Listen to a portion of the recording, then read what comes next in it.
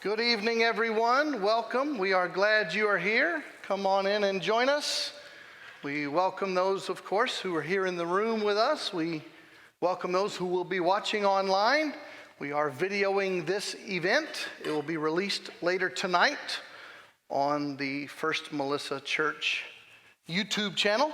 So if you have friends who are not here tonight, they'll be able to watch it at their convenience online. I want to tell you a few things about how we're going to handle tonight. But first, because I am a pastor and this is a church, we're going to start with a word of prayer. So let's bow, please.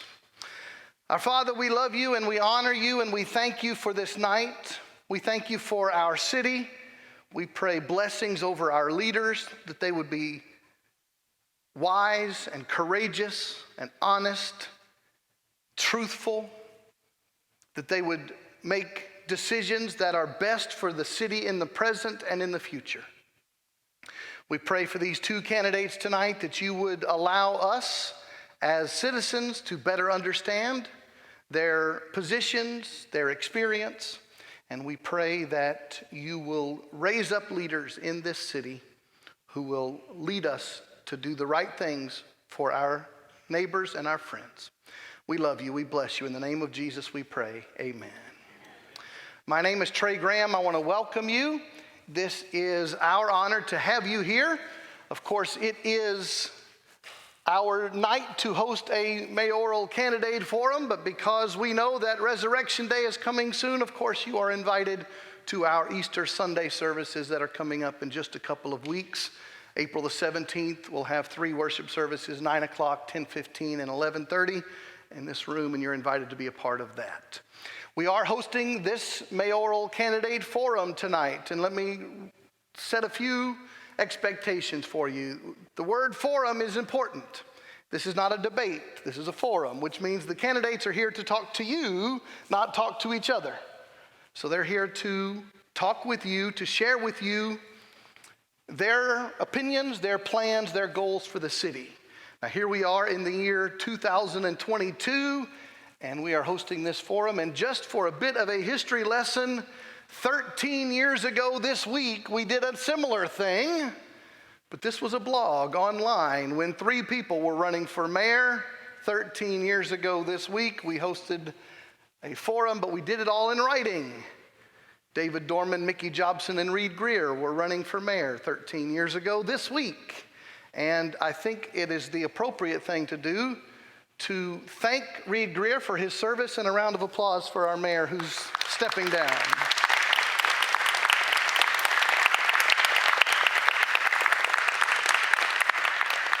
And if you will see this blog, I wrote it 13 years ago, but I still believe it today. The very last line, it's a quote that says, when you read the responses, or in this case, you hear from the candidates, you will be able to compare the candidates and their answers. You can then determine if your values and goals for Melissa match theirs. If you share their values, vote for them. If your values and goals do not agree with a certain candidate, don't vote for them. That's how this works. Now, before I invite the candidates up, I want to tell you what your responsibility is. Your responsibility is to vote. And that seems very simplistic until I show you a chart that says that most people don't vote. These are the most recent elections both for Melissa City and Melissa School. We had an election just 5 months ago, a special election for the city council, and a total combined of all candidates, 766 votes were cast for the special election to the city council. Now, Melissa ISD is a bigger boundary, so it has more voters. So the last Melissa ISD school board election, there were 1,478 votes, and a school bond, which is supposedly something very motivational for voters, a whole 1,575 voters turned out to vote. If you go back in time, you see it goes down in number. I asked the city staff this week. They told me that Melissa now has 9,995 registered voters. I don't know the exact number 5 months ago, but if 766 votes were cast, that means 7.7% of voters participated in an election in this city. And I need you to vote because I think that's pathetic. That 7% of the people, and I think you should vote for one of these two candidates, and I'm not going to tell you who to vote for. In fact, I need to tell you, my house is outside the city limits of Melissa, so I will be voting for neither one of these candidates. But you should, if you live in the city of Melissa, because 7.7% turnout, we can do better than that as a city. And so I encourage you to make sure you register and make sure you vote. Now, with all of those introductory remarks out of the way, I'm going to ask you to make sure your phone is silenced right now. And I'm going to first invite Miss Shannon Sweat to come to the stage right over here. A round of applause for Shannon, please.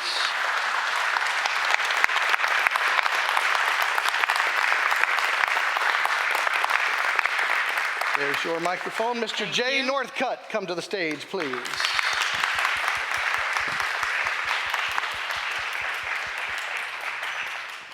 Your microphone, sir. Come right over here. Here's how our format is going to work. I'm going to ask the questions, and I'm going to ask the same question to each candidate. So in some cases, Shannon will get the answer first, and Jay will go second. And then the next question, Jay will go first, and Shannon will go second. This is the fairest way to do it. We'll go back and forth. I have my list of questions. We may have time for audience questions at the end. I can't promise that. If we have time for audience questions, I'll tell you how we'll do that when we get there. All right? So, thank you again for being here. Shannon, we're going to let you take the first question. Jay, you're going to go second. Very important and expected first question. Shannon, tell us about your family, please. Well, first of all, if I may take a second before that, just to say thank you very much to everybody who's come tonight. Thank you to Pastor Trey for moderating and inviting us all into the First Melissa building here.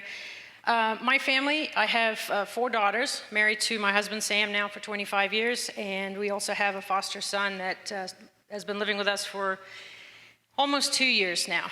We have lived in Melissa for 10 years, and very happy to be here. 3 of them have graduated high school in last May, and I have a high school sophomore daughter this year, and then an 8th grader who'll be in high school next year. Thank you. Jay, same thing. Tell us about your family, please. Yes, and thank you as well, Trey. I have a wife of 23 years, a daughter who came through and graduated in 2011 from Melissa ISD. She went to Texas A&M, went on to get her master's at Texas A&M, and is working for the city of Sugar Land. I have a son who graduated in 2019, and he is also at Texas A&M, and we hope he graduates. We know he will, but he will graduate. Date uncertain? Date uncertain. Yeah. He wants to go to veterinarian school. We'll see how that goes, but that's my 2 children. Thank you. Jay, the next one to you first. How long have you lived in Melissa, and how has it changed over those years? You said I only had 2 or 3 minutes per question. Right. We moved here in 2001. Population was somewhere between 1,500 and 2,000. Our population now is over 20,000. So in that regard, there's a heck of a lot more people. As far as the community, it has really actually grown as a community. It was so small.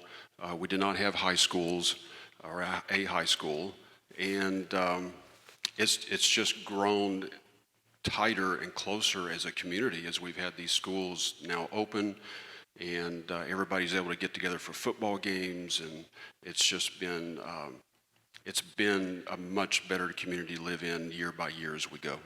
Thank you. Shannon, same thing. You mentioned 10 years.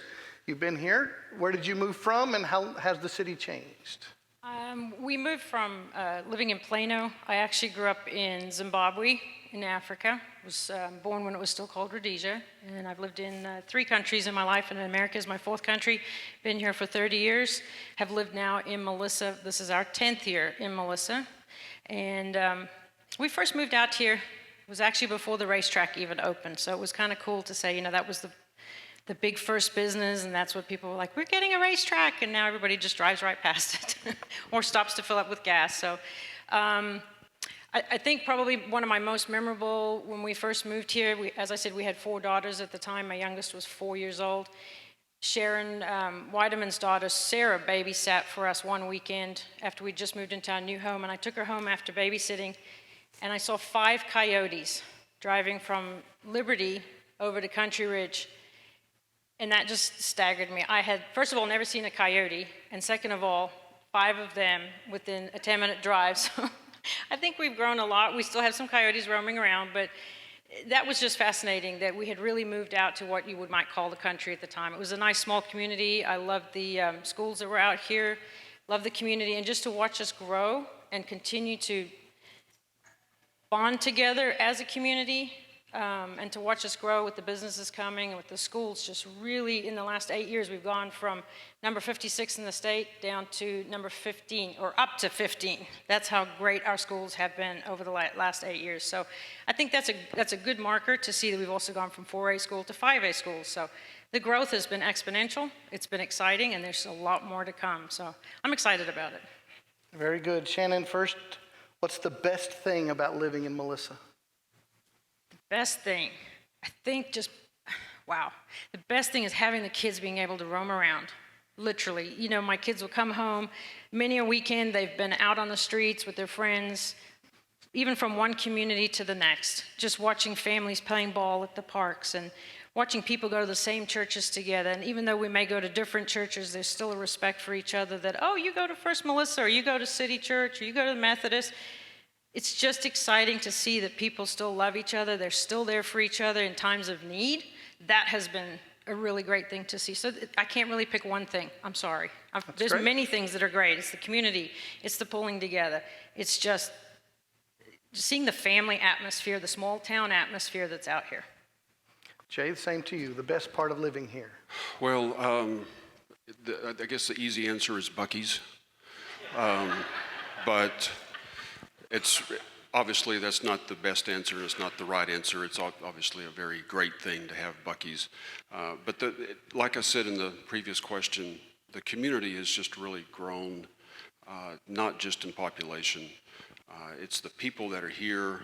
I'm constantly amazed at the people that God brings into my path that I meet in the neighborhood and the community. It's quite something to experience. The community comes together really well in times of tragedy, in times of celebration. And I just think we're just good folks. We're just good people, and social media is not the best example of what we are. Facebook is not the best example of what we are. But when you get past all that, I think everybody really cares about each other and wants what's best for each other. Very good. Jay, to you first. Please describe your professional and educational background. So I grew up in Sherman, Texas. Went to Tyler Junior College for a year and a half. Played tennis, and that's why I went there. Went to Oklahoma Baptist and finished there. That's why I went there. Ended up another God thing. Graduated from OBU with a marketing degree. Tried a couple of little things here and there that just didn't seem to fit me. My father had been in the business that I'm in now, and I decided to give it a shot. He needed help, and I felt like that maybe that was something that I could get some good tutoring from with his experience. And so for the last 33 years, I've been in the insurance, but mainly financial advisor part of the business. Advising clients with their money, helping people grow their estates, helping protect those estates. So the last 5 or 6 years have been the best years of my career. It's the hard work does pay off when you're self-employed eventually, and that's where I am at this point. Thank you. Shannon, your education and professional background. So I think I'm going to go with my professional starting out. Funny enough, I actually started when I was 9 years old. Friends of ours owned a restaurant in Harare, Zimbabwe, and they invited me to join in as basically what we would call a busboy, but at that time it was a mini waitress. And over the next few years, I spent a lot of time learning from the owners who taught me how to treat people, how to make them feel welcome at the restaurant, how to nurture relationships with people because they were repeat customers. But the point of telling you that is in your formative years, you're learning how to treat people when you're growing up. And that rolled into, when I lived in New Zealand for 4 years, I ended up working for Vodafone, which is Verizon's sister company in New Zealand, and worked in the customer service department, but also in the technical department, and had to help grow that department with the stats that we were trying to reach. But a lot of my interaction all day long was with customers and then with the staff behind the scenes who were fixing phones and dealing with the technology and things like that. So that was, it helped me in that regard. I graduated high school in South Africa. I was there for 2.5 years and had to learn to speak Afrikaans in 2.5 years in order to graduate. So that was a learning curve. I came to America to go to community college. And we had some issues with my visa, so there were some things that were put on hold with, I was enrolled at Brooklyn Community College in Dallas. Being an international student, that's what I could work on at the time. And once I met my husband when I first came to Dallas, we ended up getting married in New Zealand, spent 4 years there, came back over here. I ended up working for Roger Staubach. Actually, when I first met Roger Staubach, I didn't have a clue who he was. I didn't grow up here. But it was great because the next day I found out my friend who introduced us when I first met him, she said, Roger really liked you. And I said, what did I do? I was embarrassed once I found out who he was the night before after I met him that day. And she said, you treated him like a normal person with respect. And he's used to people saying, will you sign an autograph? But working for him was priceless because I learned so much. I ended up managing budgets of $72 million annually. I worked in commercial real estate, had a lot to do with retail real estate, landlords, legal work, a lot of things that are involved in real estate, in commercial and brokers and finance and operating expense management. From there, I actually went into building an oil and gas company and became a distributor of biodiesel. For the next, well, I'm still doing it actually. I have a small biodiesel business and distribute biodiesel around the Metroplex. We built that company, the partner that we partnered with, out of the garage, putting biodiesel in Willie Nelson's bus. Funny enough, he became one of our board members, and it became known as the Bio Willie brand. So if you've ever seen it, Love's here in Anna, if you ever saw the sign that said Bio Willie, that was the brand that we built from a garage, making $29,000 in revenue within the first 6 months. That went on to become a multi-million-dollar company that was then sold to another company. So I thought that was pretty cool. So right now, I took a step back somewhat, have 3 small businesses that we own. At the same time, I also do freelance online marketing for a medical facility out of McKinney. The 3 small businesses I own, as I said, is an oil and gas distribution business, a forms business, and then I did have one that was running. It's kind of on hold because I broke my hand 2 years ago, or my finger, and then consequently my hand, and that was working with some of the kids from Melissa, teaching them how to do power washing and staining fences and mowing yards, but teaching them ultimately to how to run their own business, how to start up on their own and be responsible to the customers that they're servicing, even though it's grunt work, so to speak, but it still became something that taught them a lesson. And I'm very excited to say that I have a young man that we taught who now works for Melissa ISD in their yard work department, maintenance department, that's the word I'm looking for. So it's kind of cool to see these kids going on, and now he's leading a team there at Melissa ISD, so. Thank you very much. We're going to continue with a little bit more biography so everyone gets to know. Shannon, this one's first to you. As the pastor, of course, I asked the question, tell us about your spiritual background and how your spiritual life intersects with your political life. Thank you for that question, I appreciate it. My husband is an elder in our church, and I grew up going to church. My parents grew up in church too, so it's always been a thing that our family did. We never thought of anything differently. My uncle is a church pastor, long time in Zimbabwe. My cousins are pastors. I've got cousins that are teachers too. But so church is very much a fabric of our extended family. One of the things my dad said to me when I came to America, he said, remember this always. He said to me, Joshua 1 verse 9, be strong and of good courage.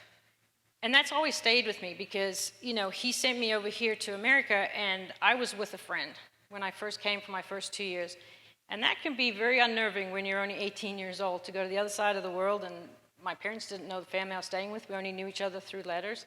And so that was encouraging. Romans 8:28 is another one of my favorite scriptures. All things work together. And my favorite one, because I married, my husband is the son of a Cuban. So he's half Cuban, half American, but he's an American, ultimately. I see myself as an American, even though I grew up overseas. One of the things that I've always said to him, especially when we first got married, and it was the story of Ruth, especially Ruth 1, verse 16, your people will be my people, your God will be my God. And I hold my citizenship here in America very dear, and so that is the political side for me. I don't take it lightly when I say the Pledge of Allegiance, when we get up and we sing the national anthem. It means something to me. I've tried to instill in my kids, you don't know how blessed you are to live in the greatest nation here on earth. There is nothing like this. To grow up in a country where everything gets taken away from you, where you have rolling blackouts of electricity, you have rolling blackouts on water.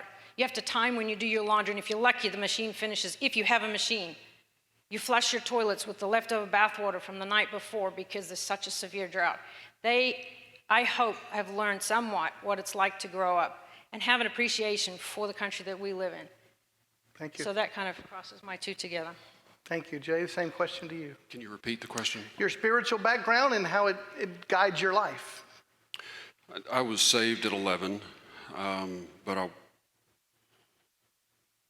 I was saved at 11. But it wasn't until I became a college student and a young adult that I really feel like that I grew. Oklahoma Baptist had a lot to do with that. I lived my life following, sometimes not very well.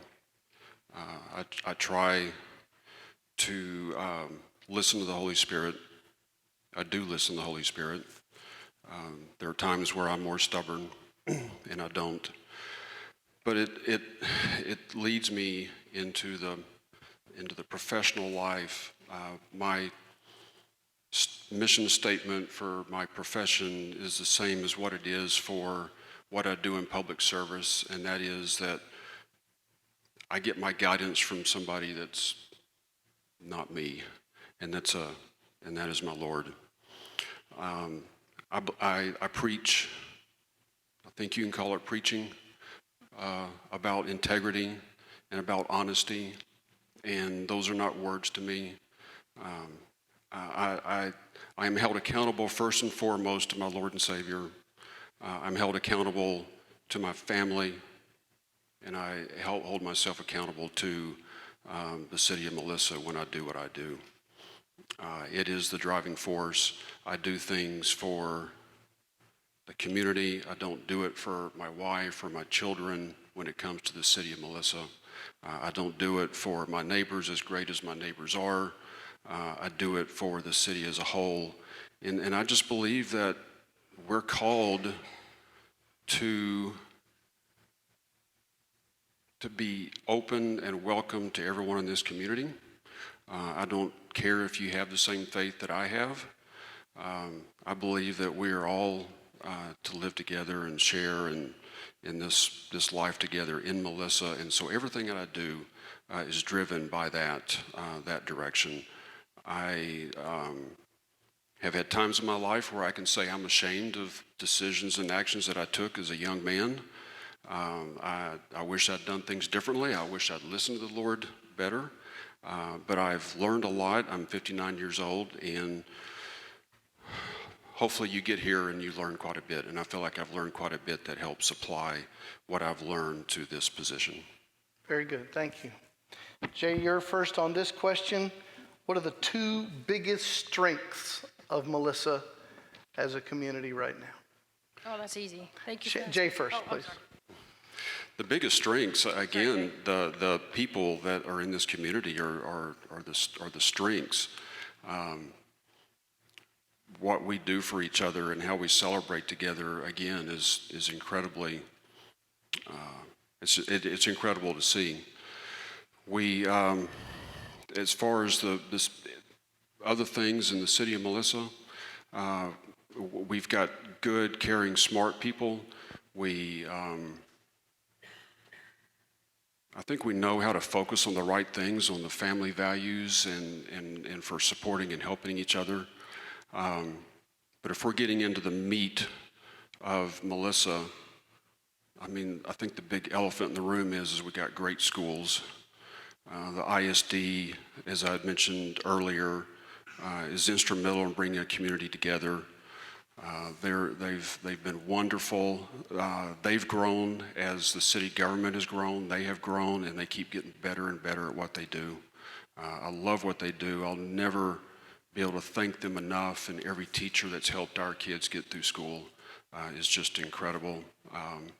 Just the deepest respect for them. Thank you. Shannon, two biggest strengths of the city. Sorry to jump in there. I misheard you earlier.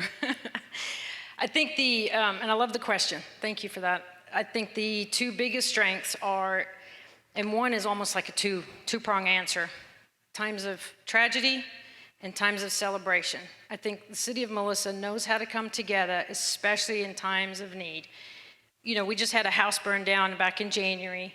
We raised over $3,200 within a week and a half, just asking the residents to come and help us through the charity that I started last year, Melissa Pays It Forward. It's a 501c3, but just to see people, and they're still texting.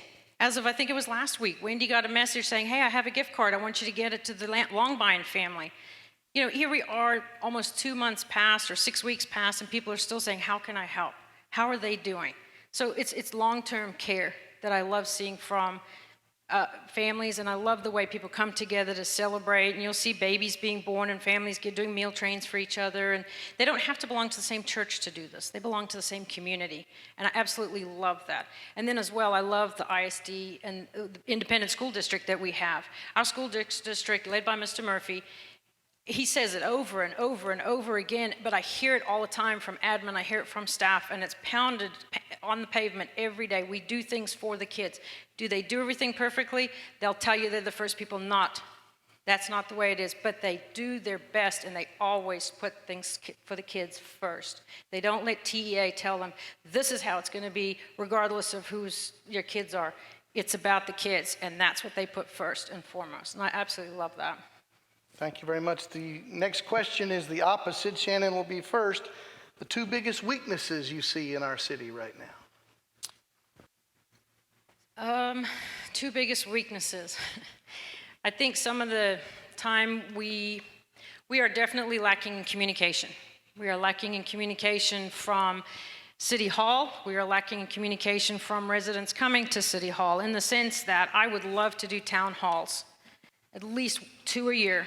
Just get out and talk to the residents. You know, running this campaign, I have been talking to person after person after person, and just even asking them, what is on your mind, Michelle?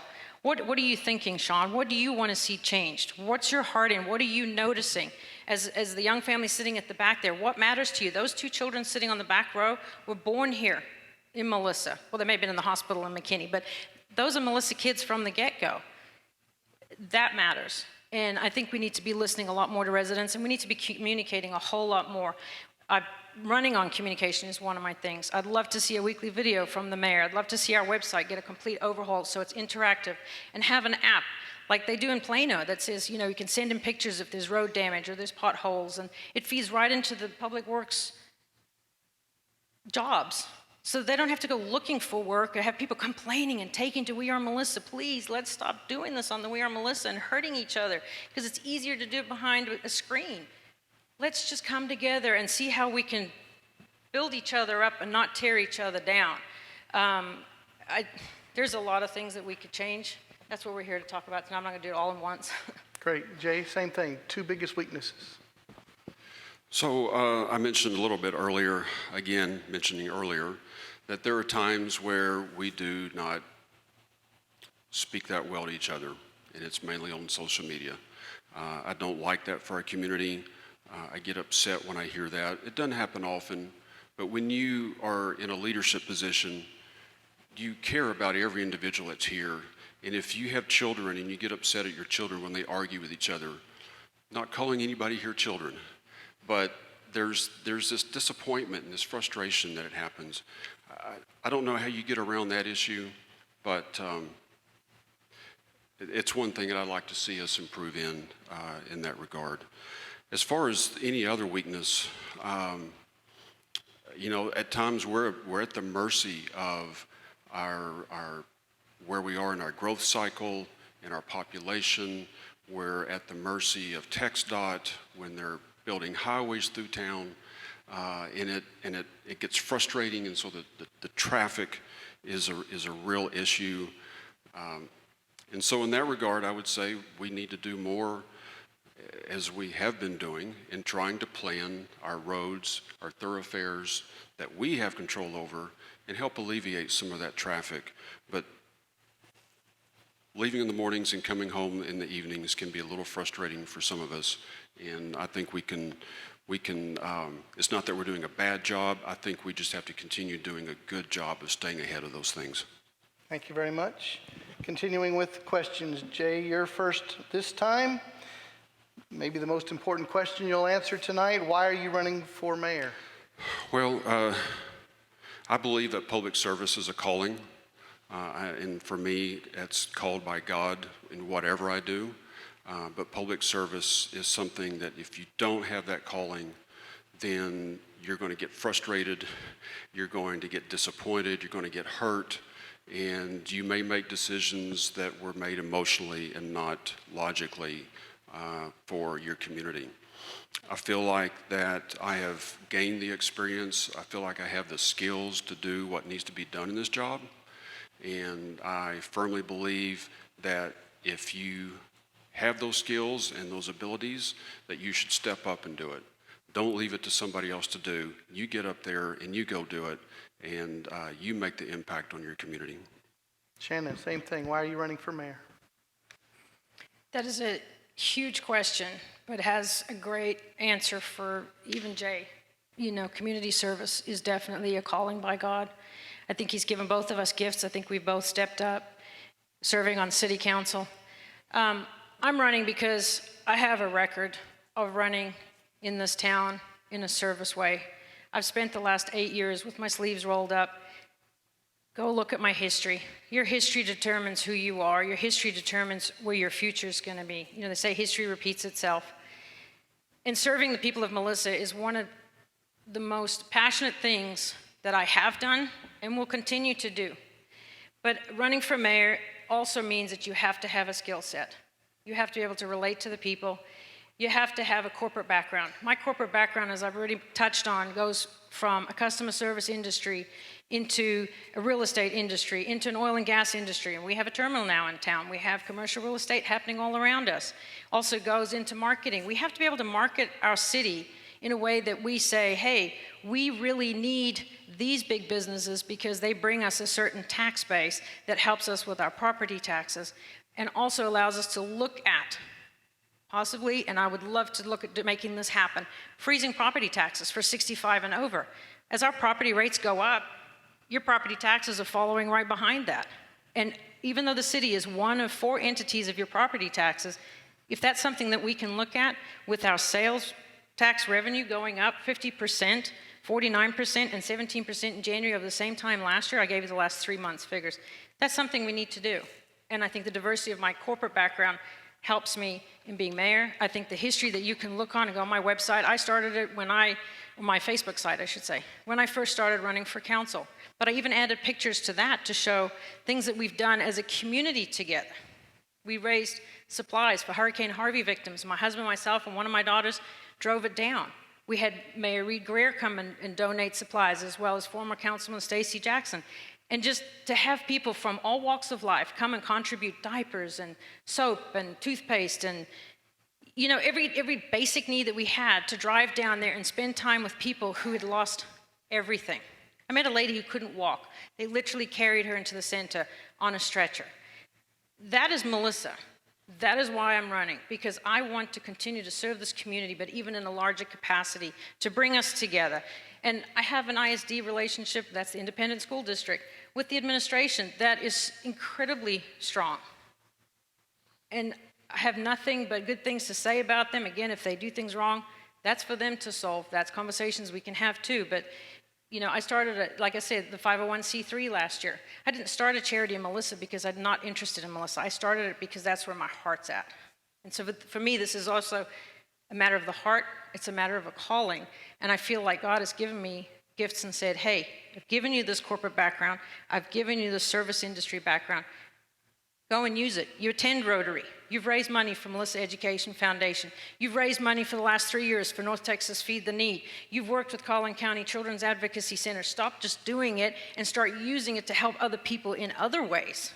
There's a lot more avenues. And to bring people together that we might all serve each other even more and grow this town even closer. Thank you very much. Now we're going to ask a question that we're wanting very specific answers. You've both talked about communication, you've talked about teamwork and the people of Melissa, but Shannon, you're first on this one. Give us, if you are elected as mayor, your 3 top goals or priorities. Pastor Trey, you're talking about in communication, correct? For top 3 goals, I would like to see more communication with the residents, as I've mentioned, from the mayor's office. I think and this, please understand, I have the highest respect for Mayor Greer. I've learned a lot from him. And as he even said, we've gotten to a point where we're at the crossroads of growth and change. And so I speak to growth and change in the future, not trying to criticize past on this. But I think that we could do a weekly mayor video. We could really enhance having town halls and ask council to join us. Do it as a team. We're a team. We live among everybody here. We're one of the residents of Melissa. Just get out there and communicate with people one-on-one, in small groups, have get-togethers, do some videos, update the website, and just make it all user-friendly. Okay, communication is one of your goals, but we asked your 3 goals. If you were to be elected, yes. What are your priorities? My priorities, economic development. We're on the cusp of either being dictated to how our economic development is going to go, or we are going to take a hold of it and say, no, this is what we're looking for. We don't fund our Chamber of Commerce as a city. Our 4A board hadn't met since March of 2021 until a couple weeks ago. Those are the people that should be driving the business that we want coming to Melissa. The big business that we need, but at the same time, enhancing and really nurturing the small businesses that we have and that are the heart of Melissa, really building a heart of Melissa with our businesses, making it a patient, strategic, and yet very controlled balance between large and small here in Melissa. And we're on a good path to doing that. So again, I'm not trying to criticize the past, but I'm looking to the future. We're at the crossroads of making some decisions. The third one is relationships, and I think just really working on solidifying with the ISD. We are one of the few cities that works well between city and ISD. And as mayor, I already have that relationship. It's not something that I have to build from scratch. It's 8 years deep. It's very, very strong. Working with local businesses, that's key too. And really taking care of them where they need to be taken care of. Thank you. Jay, your top 3 goals if you're elected. Well, first and foremost is growing the commercial tax base. Growing the commercial tax base means that we get to lower our property taxes the more we grow. It means that we can build more infrastructure. It means that we can create more open spaces. But that commercial tax base is a key, a priority. It gives the schools more property tax dollars. So it was great to be a part of Buc-ee's. It was great to be a part of hopefully what's going to be HEB. But this is the beginning. We need more, we need more, we need more. So commercial tax base growth, I want to see the open spaces improve, not improve, increase. We've done a great job with the 90-acre park. That was a great acquisition of land for us. I think it was a key. It helps keep us staying together as a community. And so I love the open space, but we're going to need more as we grow, and we want to keep encouraging those type of developments. And then having the cooperation with the ISD, it's been really good. It will continue to be good. And it benefits the community in so many ways that is so hard to quantify or to explain. But besides just the spirit of cooperation that goes on, the money that's in your pocket stays there a lot longer if we can have great cooperation with the ISD. Because if they get to use our Z-Plex for certain things, and if we can share facilities, and if we can plan and coordinate putting in the infrastructure for the new schools, under the ground and the roads and all those kind of things, it saves you money in your ISD property taxes. And so I want to make sure that that relationship continues on the track that it's been going. Thank you very much. Jay, you're first on this question. Explain how you would be able to work with your fellow city council members and the relationships you've had with them while you served on the council. I mean, if I can say, relationships are my strength. I love sitting down with people individually. I've had many hours of conversations with so many council members, gotten to know them really well. I think you have to know them personally to be able to work together. And so I have spent that time with every single council member that I've served with, and have been able to spend a lot of great time. When you do that, then you start having issues that come up, and they're not issues that are contentious. They're issues that face the city. But you're able to go to them and have conversations about what's your perspective. What do you feel is right or wrong about this? You cannot talk about what you're going to do with that issue, but you can have conversations about the project or the item or the issue itself. And you can work out in your head that issue a little bit better. This council coming up is going to have 4 council members that are 1 year or less of experience. 2, they're going to have 5 or more years of experience. So having somebody that has those relationship skills, that has the experience to know how to talk to these council members, I believe will be critical. Thank you. Shannon, same question. How has your relationship been, and what would it be as mayor with the other city council members? I love that question because it talks about relationships, and that's one thing as a council member I have endeavored to spend some time with. I've worked closely with the 2 newer council members that have joined us within the last year. Spent quite a bit of time in conversation, talking about, what we've done over the last almost 4 years that I've been on council. I know that going to our annual TML, that's the Texas Municipal League Conference that we do, it's usually in around October. Going to those conferences really helps you to get to know one another over 2 or 3 days, because you spend a lot of time at meals. The Bible talks about breaking bread together. And I feel like that is just really important to do that. We had one council member who got severely sick last year for a number of weeks. And just what I do, please don't take this as pat on the back. What I do, I took him a meal, but it was great to be able to take him a meal because I was able to sit and talk to him a little while and ask how he's doing. And he was really, really sick. And I think as a council, you have to gel as a team. You have to spend some time together, be it one-on-one, be it together at a conference, be it just helping one another in times of need. The other thing I would love to do is to start doing a lot more, I'm trying to think of the word, when you have not town halls together, where you have workshops together. And spending a lot more time brainstorming together as a team, where do we want the city to go? This is what we're hearing from the residents, and encouraging the council themselves to get out and talk to the residents, but then come back and talk to each other, so that we may have differences of opinion, but at least we can collaborate together, and I think that's important to do as a council. Thank you. Next question, Shannon. First, talk about the importance as the mayor and the council working with other cities locally and with Collin County. Absolutely. It is very, very exciting to work with your collaborating neighbors. If you can really have a relationship with your collaborating neighbors, it's very, very important. I have the endorsement of the mayor of McKinney, that's Mayor Fuller. I have also met with Mayor Nate Pike, and he's also said, I would love to work with you. We really have a great future with Collin County growing. I think at the county level is very important, but I think it also goes beyond that, if I may say, to state representatives. I have the Founder's Bible on the table that was given to me by our state representative as an encouragement through the campaign. Stay close to the Word of God. Stay close to looking at what God is trying to say to you during this campaign. Again, that goes even higher to the Congress level. Unfortunately, we're going to be changing congressmen because of circumstances, but the staff that I've worked with for 2.5 years under Congressman Van Taylor have been phenomenal in helping me get things done for people within the city here. So those relationships are important, because even Congressman Van Taylor said, if you need a grant, a federal grant that I can help you with as mayor, come and talk to me. I know you. We've had conversations before. I understand where you're coming from. Let's work together. As I said, he's going to change. His staff is going to change. But it's make the effort, make the relationship, right? Because you have to work together. If you're pulling in different directions within the same county, it's not going to work very well. You're just going to have fighting. And it's not worth fighting when you're trying to just build a home for everybody to live in. So I think those relationships are important to foster. Thank you, Jay. Same question about local cities and county government.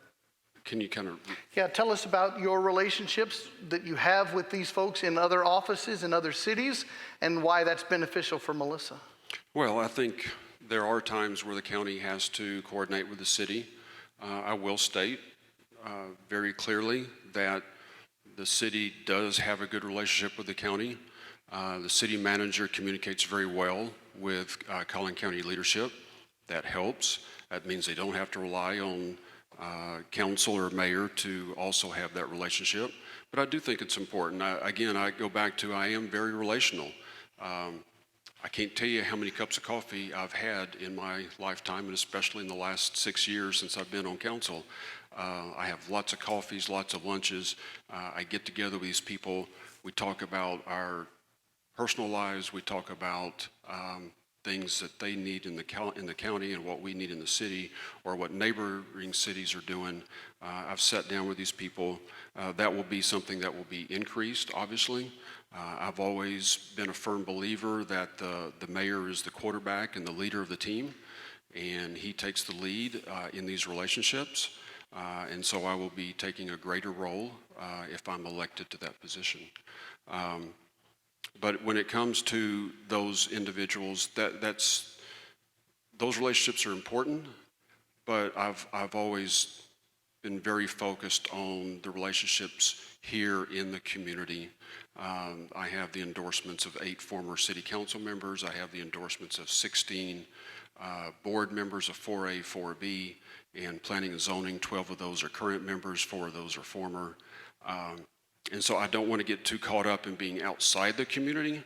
I want to be very focused in the community and use those relationships outside to benefit the inside. But these people that I've gotten endorsements from know the work that I do, and they know that I'm relational. They know I know how to work through the issues. And so those will always be the priority for me, is working in the city first. Very good. Thank you. Jay, the first round of this question, everybody here wants their taxes to go down. Talk to us about city taxes, please. Well, it just so happens that I live in the city limits. Otherwise, I would not be running for this position. I want to have tax rates lowered. When I went back earlier and talked about increasing commercial tax base, that's one of the driving forces of that is to be able to lower that 0.568157 tax rate so we can get that down. So the more that we grow with our commercial tax base, the more we can lower those taxes. There are realities of being in a growing city. We do have a lot of infrastructure to tend to and to increase. We have a lot to do in city services, because that's really what cities are. Cities are providing core services for the community. And so we don't want to let those go to the wayside. But I believe that we can, as these property values keep growing and growing and growing, that we can get the tax rates lower and lower. As we get more on the tax rolls, we can get the tax rate lower. But I also don't want to be a little too narrow in my approach. We have one of the leanest cities in our area. We have approximately, and I'm not going to give you the exact number because I can't remember the exact number, but it's about 3.82 employees per 1,000. We can go farther north and get up to 8, 9, 10. We can go a little south and get to 5, 6, 7. We can go east and west and the same thing.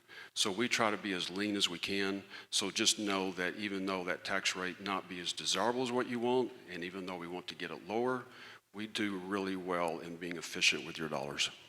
Thank you. Shannon, talk to us about taxes. Taxes, the dreaded word of everybody, right?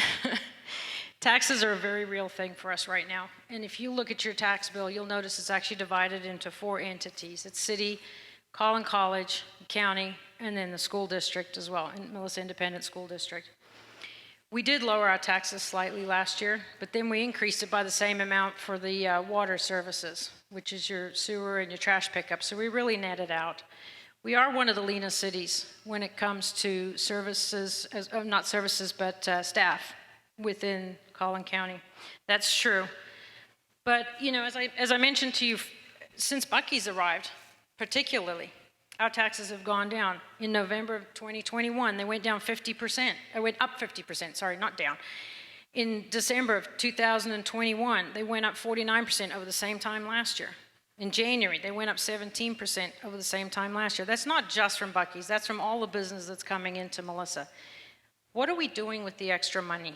I know that we have been very frugal with that money. I know that our city manager was very smart when he presented to council a couple of years ago, and he said, hey, let's take, I believe it was a penny, and put that into a particular fund that will hold us over for fixing roads in the future.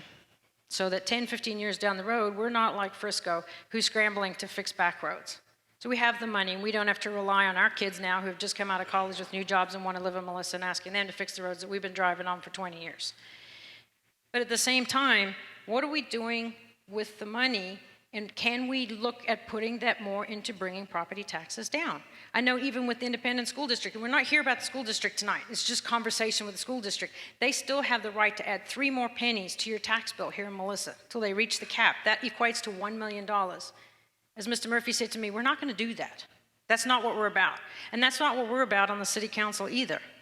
We're about taking care of our citizens. And I think we really need to look, now we're getting the sales tax coming in, how can we effectively bring our tax rate down? But again, as I've said before, we need to start looking at freezing property taxes for 65 and over. We cannot expect our 65 and over to be paying a mortgage on taxes, as well as those who've not paid off their homes to also be paying a mortgage at the same time.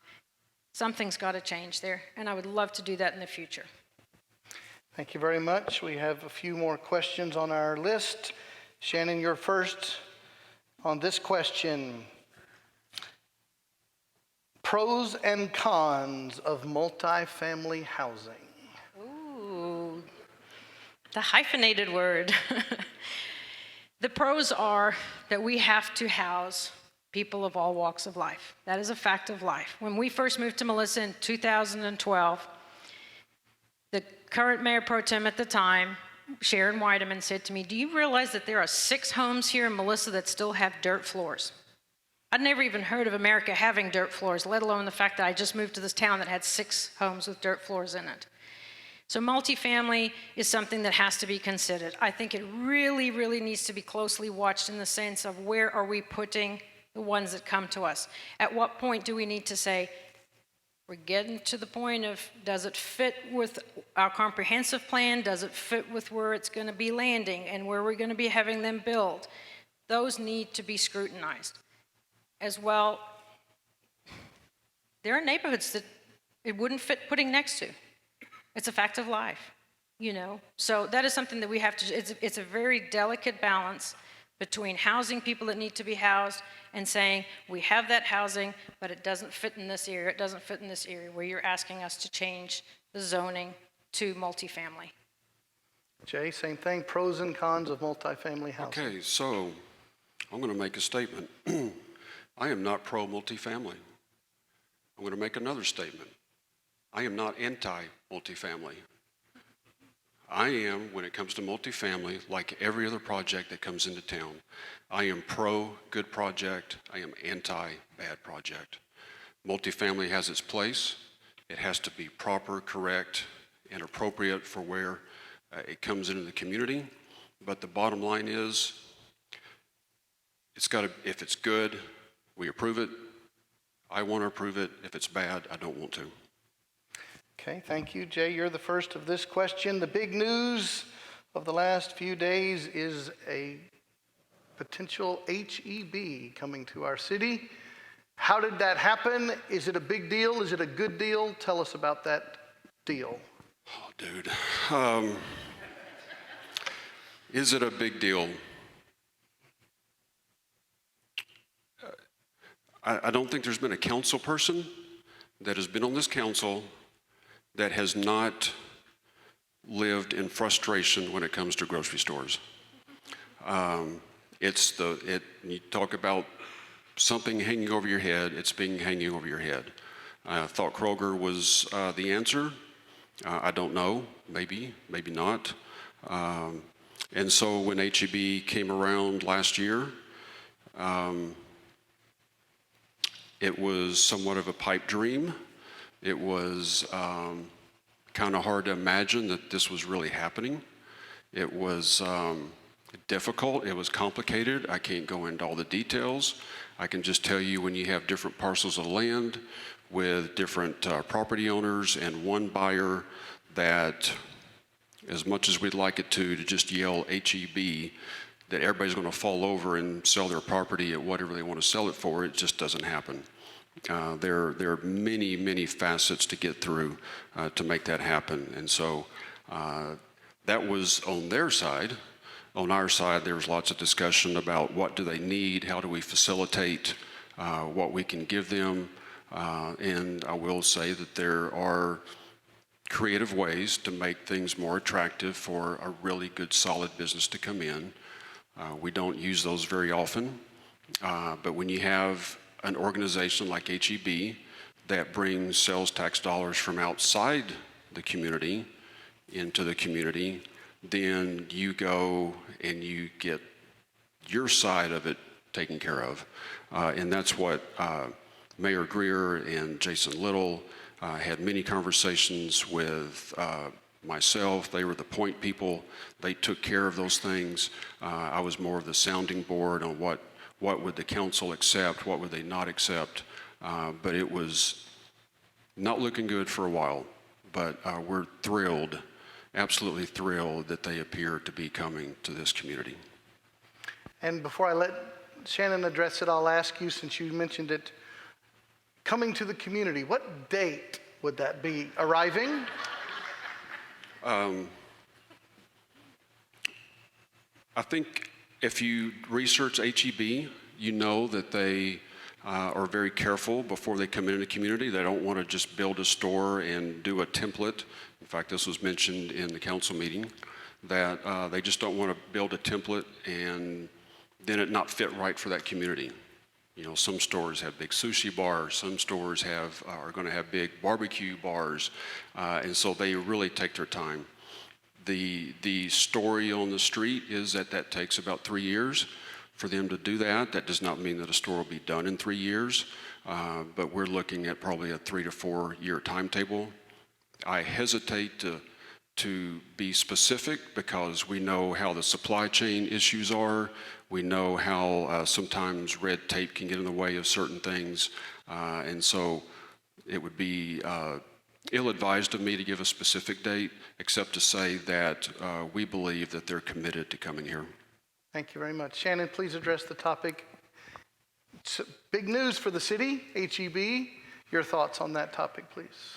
My thoughts on that topic, it's extremely exciting to have a big development come in that is not only going to have the HEB, it is going to house some multifamily at the back, 1 to 2 bedrooms only, but it also is going to have the box stores on the frontage road of where it's going to be located off of 75, and that fits with our comprehensive plan. I think tremendous credit goes to Mayor Reed Greer, who reached out and made the initial contact with HEB back in, I believe it was March, April of last year, and said, come and take a look at Melissa. They responded, they came, and together with the city manager, they worked the deal to what it is today that you know now that it is hopefully coming to Melissa. Closing papers were supposed to go through this last week, and 2026 is the date that they are aiming for. What is exciting, and I know Jay touched on this, they are specific to the city and the neighborhood that they come into. They take into account our features, what makes us special, but at the same time, this particular HEB project is the largest ever land purchase HEB has done. So just knowing that alone, when Mayor Greer and City Manager Jason Little announced that to the City Council and to the Finance Director, as well as the City Secretary on February the 25th, that was pretty cool. So, you know, that gives us a name out here in Melissa. We're their largest ever purchase. So I'm excited. I'm excited that they're going to take Melissa into account as they build. And make it special for us and also for their brand. I think it's great. Very good. Just a couple more. Jay, first one to you. We are, please God, coming to the end of the COVID era. What has the city learned about freedoms and emergencies and medical crises and dealing with the federal government or the county or the state? What did the city learn during COVID? I feel like our community was sheltered quite a bit from what you saw in other communities because we were smaller. We didn't have as many businesses at the time when it started. There was no need to do a lockdown in Melissa. That was a decision that was made that I agreed with. And so we, as a city government, there was not a lot that we really had to address in that regard as far as lockdowns and mask mandates. You had the state that was doing a lot of that. You had the county that had theirs, and you had other cities that went their own way, but we just were not affected that greatly in that manner. There are some things that have come about as a result of COVID with some federal grant money. We're putting that money to good use to help the community with some of the development side of things. But as far as what McKinney even had to deal with and what Dallas had to deal with in these bigger communities, I'm thankful that we did not have to deal with those types of things. Thank you. Shannon, did we learn any lessons or did we have to debate freedoms and things during the COVID era? COVID is a very real subject. I was listening to Jay's answer there, and I appreciated what he said. One of the things that I think we can take pride as a council in, led by Mayor Greer, is we sat down at the very, very beginning and decided, do we put mask mandates in place for Melissa? All of our kids go to the same schools. We all live in the same communities. Everybody's interacting all the time. We decided to let Judge Chris Hill make the decision and that we would abide by what he ruled, basically. And I think that played in our favor because we allowed people the freedom to make your own choices. I know in the independent school district that masks were required for the kids. I know it wasn't fun, and I know it was very difficult. They had certain rules to follow in order to have in-person attendance once again. And it's still very real to some people. We have people wearing masks tonight. I have a friend who suffered from cancer, not here in Melissa, but going to church with her, she wore a mask. Her children still wear a mask to this day. She's a cancer survivor. So it's still a real topic for some people. Has it affected Melissa as deeply? No. But I know in my personal life, one of my dearest, dearest friends here in Melissa, sitting in this audience today, was less than 24 hours away from dying because she went to Brandon's football game in Colorado and got COVID over there. Came back to Melissa and thought she simply had a cold. The doctor told her if she'd waited 24 hours more, she would have died. But thanks to the firemen who came to her house to check her oxygen levels, they highly suggested that she was taken to the hospital immediately. Thankfully, she was not intubated. So I think we have, on one hand, we have people that have survived this pandemic in Melissa very, very well, that have been respectful to people who wear masks and those who don't wear masks. That's very unusual to see because you get on social media, you get on the news, and you can see people hate each other because of it. I think we've respected our God-given American freedoms in Melissa and said, hey, our council has worked together to say, keep your freedoms, make your decisions. But at the same time, we have relatives, we have friends that have passed away or very nearly passed away as a longtime member here in the community. And so it's been a very real thing. I pray that we are nearing the end of it. It's not over by any means because they always seem to come out with a whole new variant. But I think being smart about it and allowing people to make their own decisions. In fact, actually, there's 2 people in this room that are Melissa residents that came very close. And it has scared their families. But I think being respectful of one another was probably the #1 lesson that we learned through COVID in Melissa. People have learned to respect each other. We may have differed, but we've been respectful. Very good. 2 more questions. Jay, you'll take the second one. Shannon's going to take this one. Shannon, first for you in this next to last question. You have kids in this city, so do I. So does Jay. All of those of us who are raising kids. How can this be a safe place, a fun place, a something to do place for kids in Melissa? Shannon first. or a destination city, as I would love us to be called. We used to be known as the beer stop on the way to Sherman, and then we became known as, oh, you're the guys that are 3 exits north of McKinney. No, wait, you're 2 exits north. They took an exit away. Now we're known as, oh, you have Buc-ee's. I want us to become known as Melissa. I want us to be a standout destination city that pays homage to our small businesses, has the heart of Melissa, takes care of those kids, that has our parks. We're building the 90-acre park at the back end of Liberty. We have other community trails. We're trying to connect all the communities together. It's exciting to see that kids can take those trails and go between communities, that seniors can walk on them. But it needs to be a safe place. And I think, honestly, we have got to look at increasing our police force. We've got to look at increasing our fire department. We have done a phenomenal job. As Mayor Greer has told us as a council, and I mentioned tonight, he's brought us to this point. It's from here that we grow up and become an established, bigger city. We only have 11.5 square miles. Let's nurture it. Let's make it a family city. But by doing that, we've got to have places where we have events. We have the back of City Hall. Let's do something as we can. We had talked about doing it as a council, and then COVID hit. I don't think we'll ever be too big to do something, but we have to start encouraging a lot more community involvement in what we're doing and ask people to come together and spend time together and hopefully have a community center in the not too distant future. Thank you, Jay. Fun, safe, enjoyable things for kids in our city. Was that the full question? That's the question. What were your goals, or would that be your priority? Oh, all right. Good. Would you repeat it again? Because I'm a little confused now because I thought that was a little different. How can the city provide safe, fun, enjoyable things for kids to do in our city? Awesome. Thank you. You know, when you look at these types of issues, it's so much more, it's not a specific answer as to, you know, having more parks or doing this or that. What we do as a city is we write ordinances, as a council, we approve quality developments and quality projects. When you do those kind of things, you create an environment that makes it safer for us and our kids and our community. We certainly need to increase the police force as our population grows, but I can tell you that we have done really well at having a very low crime rate area because of the actions that this council and previous councils have taken in making sure that the quality of living is high. Quality of living is high usually means lower crime rate. So to spin off of that, we do want to create more park space. We do want to make sure that the ISD is saving as many tax dollars as they can for us so that they can go and build more schools that are needed and create more of those facilities for their kids.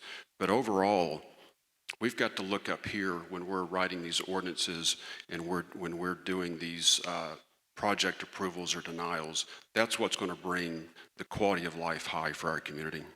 Thank you very much. The last question of the night, Jay, you'll go first. Why should the voters of Melissa choose you? In 2011, I became convicted about doing more than just what I was doing in the church. I serve in several different capacities at our local church, but I felt like it was time to start giving back to the community. And I realized that everybody has different skills and talents. The servanthood of an individual is not determined by what they do. Everybody has individual tasks that they can do as servants, and I realized that it was time for me to pick one and to move forward with that. I was appointed on Planning and Zoning in 2011. I did that for 5 years, enjoyed it very much, thought it was the best thing I'd ever done, thought it was the only thing I'd ever do for the city of Melissa, but I was led to believe that there was more in store for me. And so in 2016, I was elected to council. I became mayor pro tem a year after that, and have been mayor pro tem for 5 years. As I mentioned, in 2001, we had a population of 1,500 to 2,000. When I got on P&Z, it was 5,200. When I got on council, it was 9,600. Now it's 20,000. I've been in the trenches for 11 years. I've seen small town to growing bigger town.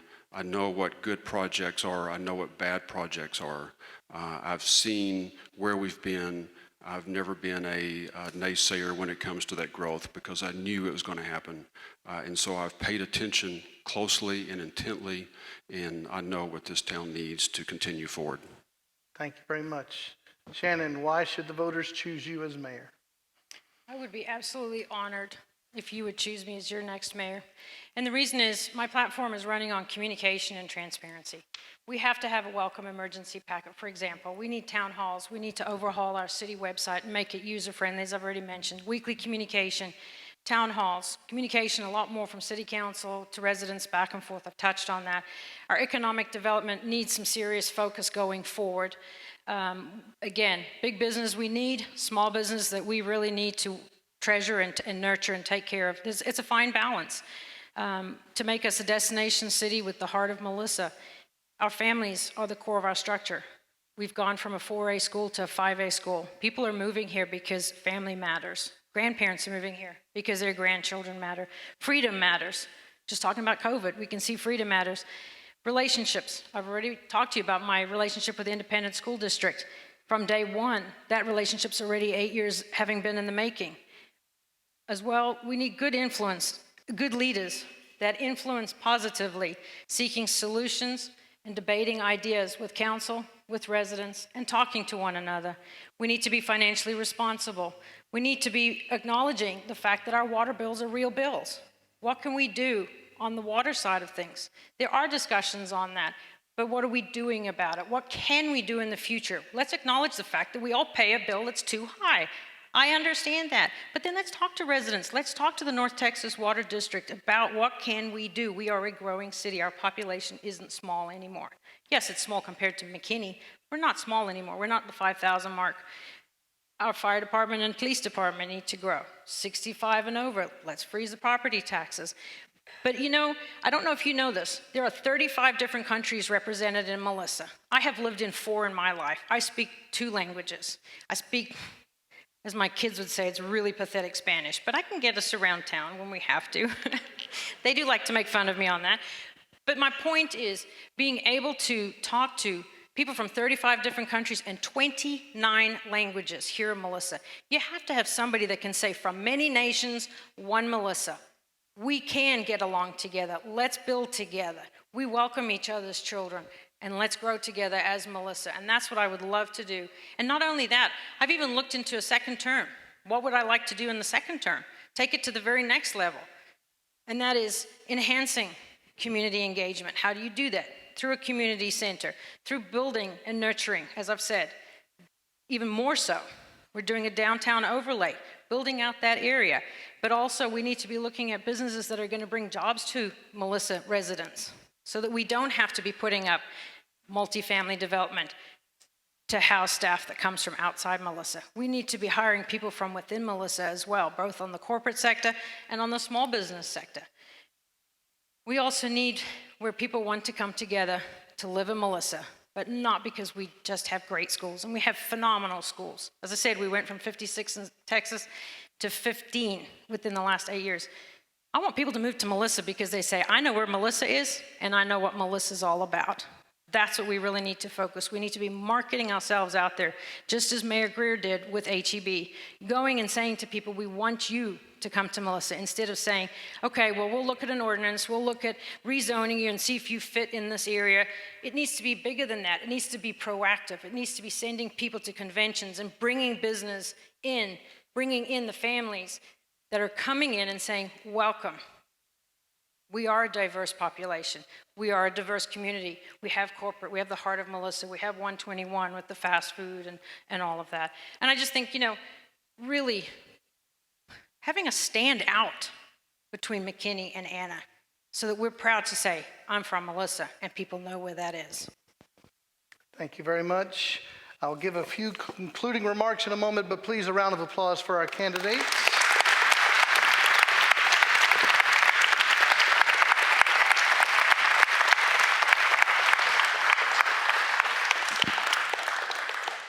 Before we leave in just a moment, let me say just a few things. I mentioned an hour ago when we started how low voter turnout is. I hope we can be part of fixing that problem. The last day to register to vote is April the 7th. Early voting runs from April 25 to May 3. Election day is May 7.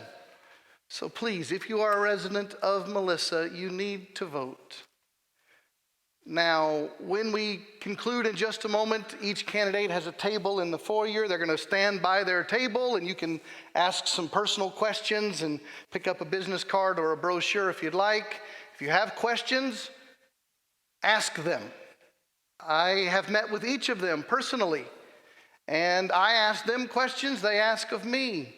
If you have questions, you need to call them. You need to visit with them. I've lived in Melissa 20 years. I've seen a lot of elections in the city and in the school. I can't tell you that in every election there have been quality candidates on all sides.